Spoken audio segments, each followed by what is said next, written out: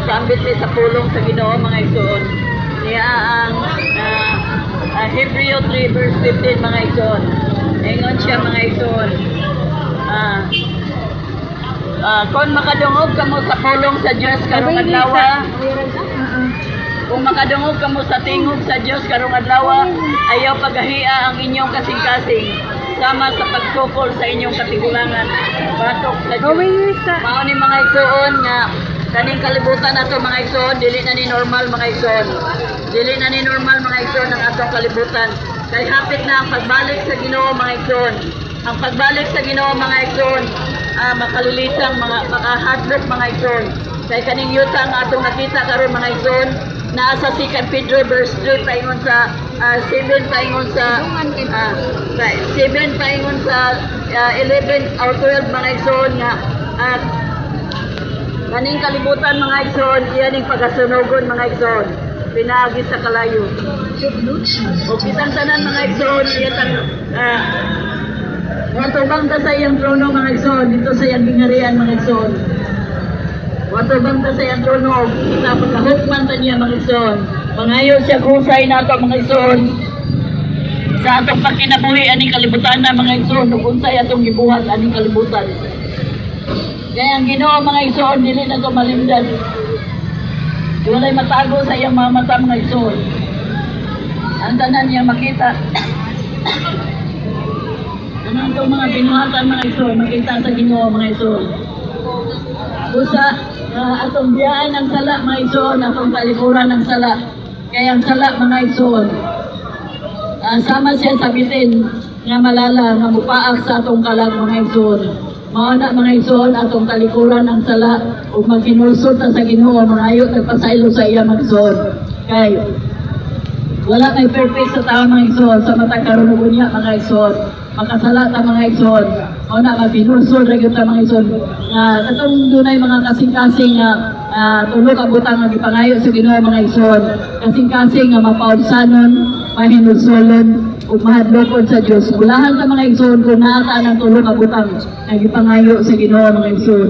Ulahan ta kung naata ng tulo ka butang nga kanunay ta magkinulsol, mangayo ta kanunay ta magpaubos, kasing-kasing nga mapaulsanon ug mahinulsolon.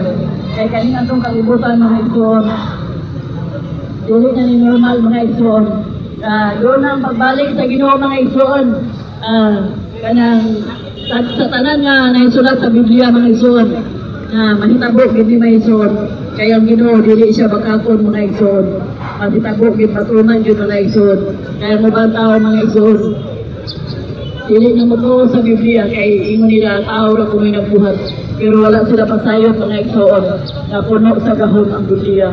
Naadya ang Holy Spirit, nag-iuban ka nato, na nagiya ang Holy Spirit. Inspired by the Holy Spirit ang Biblia mga igsoon. Puno sa gahom sa mga igsoon. Busa ayaw i-underestimate ang Biblia. Kaya wala ka masayot kung unsay naa sa Biblia mga igsoon. Naadya ang balaod sa Ginoo, naadya ang mga kasubuan niya. Kung unsaon nato pagkinabuhi nga matarong mga igsoon. Unsaon nato nga mahimot ang matarong sa pagpuyuan ng kalibutan ng mga igsoon. Dili na tayo kumaon ang mga bahandi, mga kaptangan, ang sa kanang kwarta mga igsoon, kung atong negosyo na wala na tayo nagbali-bali sa iyang pulong mga igsoon. Kaya kinsa man ang pulong mga igsoon, mao si Jesus Christ nga atong Ginoo. Siya ang pulong mga igsoon. Siya ang pulong, mao na ang Biblia mga igsoon. Puno sa gahom mga igsoon ang Biblia. Dili na ito bugal-bugalan ang Biblia. Kay sala tayo, dunay silot anak mga igsoon nga giandam sa Ginoo sa mga tao nga nagbugal-bugal sa Biblia mga igsoon. Busa mao na mga igsoon nga kanang ako mga igsoon, gibag-o ko sa Ginoo mga igsoon, kung sa ko pagbago sa Ginoo mga igsoon. Anyad ko mga igsoon, nagsimba pa ko Diyos mga igsoon. Wala ko kaila sa Ginoo mga igsoon, kay makasasala kay ko tanyad ko mga igsoon. Kay wala ko masayod kung unsa ng Biblia mga igsoon, kay wala ko nagbasa na bisan gamay. Naay Biblia sa balay mga igsoon, pero gidanot-danot lang sa suot mga igsoon. Ipaabog-abogan lang, disnapis na ban, wala ko basahan mga igsoon. Sa dihang gibasa na ko ang Biblia mga igsoon, dako kayong kahimuan mga igsoon, dako kayong kausaban sa akong kinabuhi. Ay wala na ko ana nagsimbang mga ribulto, mga larawan mga igsoon na gulungkanan sa Ginoo mga igsoon, gikalibot-kutan sa Ginoo. Wala na ko ana mga igsoon, nagsimba na ko sa buhi nga Dios mga igsoon. Kay buhi na siya mga igsoon. Buhi na ang Ginoo na asa sa iyang trono, pero nagtanaw siya din sa kalibutan mga igsoon, sa mga tao mga igsoon, sa tanang tao, na bata man og tigulang mga igsoon, na aday siya nagtanaw din siya sa atong kinabuhi mga igsoon. Siya ay nagsusi sa atong kinabuhi. Siya, maayo kay Ginoo sa akong kinabuhi mga igsoon. Kay iya kong giayo, iyang gibagbo akong kinabuhi mga igsoon. Tagaan pag ikudyang malabutayo nga espiritu, kung nagmatilog aron pagpangalagad niya mga igsoon. Dili man ko perfect mga igsoon, pero kanunay ko na ako sa iyang balay alam kuanan mga igsoon. Na ako kanunay nagtuon sa iyang pulong, nagbasa sa iyang pulong igsoon. Kung akong gi-apply sa akong kinabuhi mga igsoon, kung akong gipaambit sa ubang tao mga igsoon.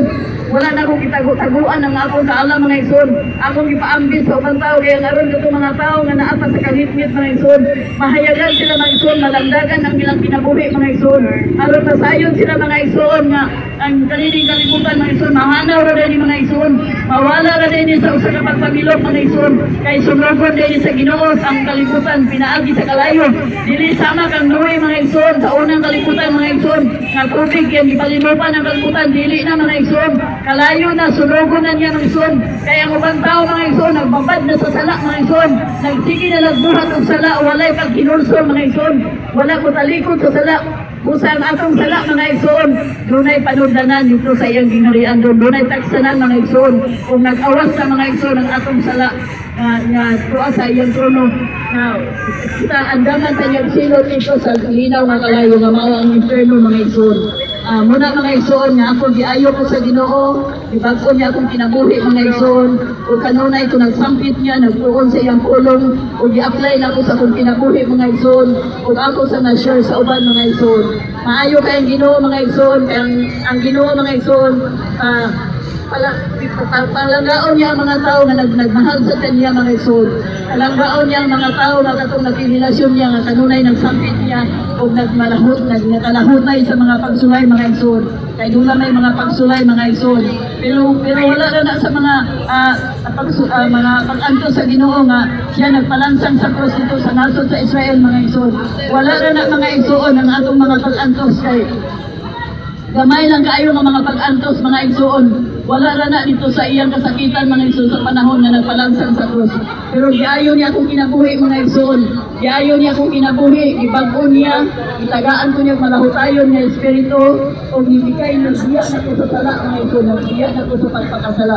Nagrelasyon ako sa Ginoo mga igsoon o nagsimba na ko sa buhi nga Diyos. Kay buhi nga Diyos ang Ginoo nato mga igsoon. Dili siya larawan o mga ribulto o tao nga parihan nato mga igsoon.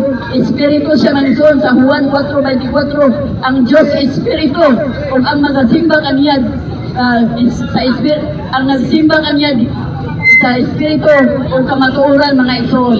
Mao na ang Ginoo mga igsoon. Dili siya mga larawan o ribulto nga binuhat sa tao mga igsoon. O mga Diyos mga igsoon. Espiritu siya mga igsoon. Wali siya nga Diyos mga igsoon. Naasa sa iyang gingharian mga igsoon. Nagtanaw siya nato karon mga igsoon. Niya siya mga igsoon. Ang balaang espiritu nanuktok sa inyong tagsa kasing-kasing mga igsoon. Nanuktok siya sa inyong tagsa kasing-kasing sa inyong kinabuhi. Masudla siya mga igsoon. Dawata si Jesus Christ sa inyong kinabuhi mga igsoon. Dawata siya. Ayaw pala biyang gayon mga igsoon. Kay dilitanan panahon mga igsoon. Naami din mga igsoon. Isugod ni sa Ginoo mga igsoon nga isang yaw ang iyang pulong mga igsoon. Usa mga igsoon, muro niya akong ipaambit sa inyo mga igsoon o salamat kayo. O akong ibalik sa kanila kung may grasya o kung panalangin kanino lang ang Yesu ang siya. Kaya Jesus Christ ang Spirit. Amen.